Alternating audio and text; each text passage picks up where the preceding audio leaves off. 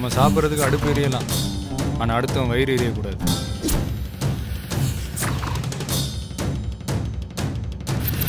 அப்படியே புயல் மாதிரி வந்த.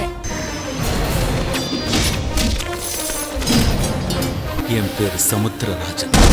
இந்த சமுத்திரத்தையே கட்டி ஆள பிறந்தவன்.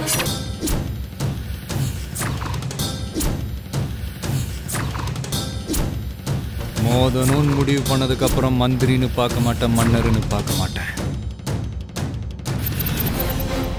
ஒரு கண்ணத்தில் அரைஞ்சா மறு கண்ணத்தை திருப்பி காட்டுவேன் நினைச்சியா?